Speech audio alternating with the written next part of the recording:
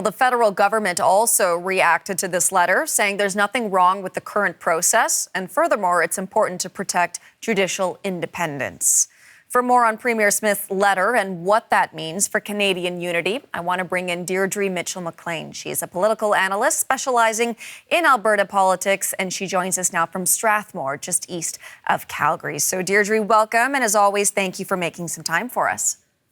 Yes, thank you, Hillary. What are your initial reactions here? What do you make of Danielle Smith's letter to the Prime Minister?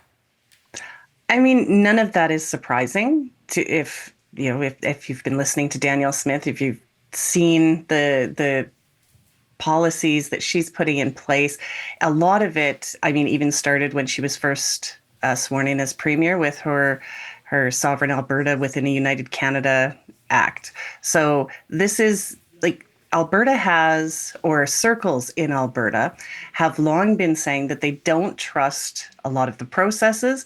Of course, the reason they don't trust them is because it's been used politically to their advantage. But this is, so it's just one more way that she's able to say, here's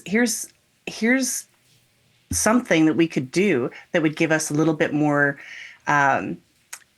even if it's not control, even just say. It gives them a little bit more say in what's going on. Do you think that this will further embolden her supporters? Yeah, there's not much that could be done to further embolden the people who are currently within the separatist movement right now. I don't think they're off on their own right now. I think this is more for potentially the soft separatist leaning individuals. I mean, we're still sitting at, I think low 20% support for separatism in Alberta. So the majority of Albertans sit in the space of not wanting to separate, but again, with some suggestions that maybe Alberta does have more say in certain things that the federal government does. Okay, because I was going to ask you that. What do you think most Albertans will think of this? How do you think that they will view it?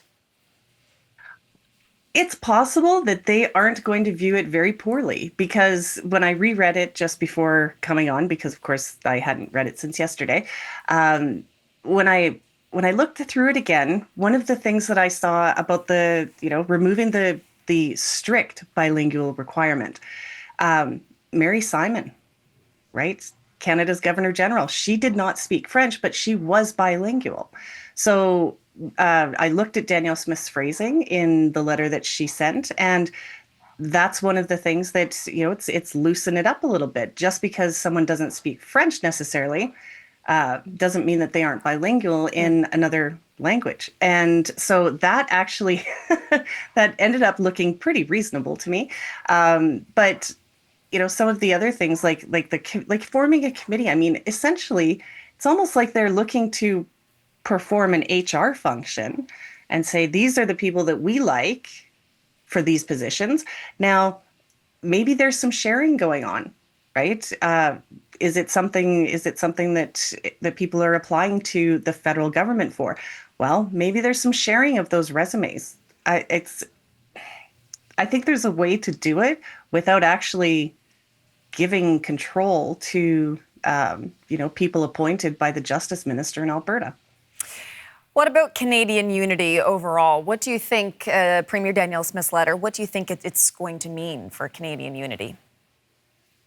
I mean, I've seen some reaction. My initial reaction to it as well was not fantastic. It doesn't fill our hearts with joy whenever the Premier decides to lob something like this at the federal government, and especially publicly. It's a lot. It often comes off feeling like political performance. It's not great. We don't love that. But, there are pockets of discontent, but not necessarily people who want to separate. And they have definitely been looking to their conservative premiers, to their conservative MPs, to their conservative prime ministers to actually address some of these issues. And it hasn't been. right? A lot of these small things, which this would be, in my opinion, a small thing, it hasn't been addressed. And no one's really been fighting for it because I think even conservative MPs and conservative prime ministers and conservative premiers in Alberta have not really given it the attention that some people have said that they want to see. Okay, we're going to leave it there for today. But Deirdre, as always, thank you so much. We appreciate your time and coming on the show.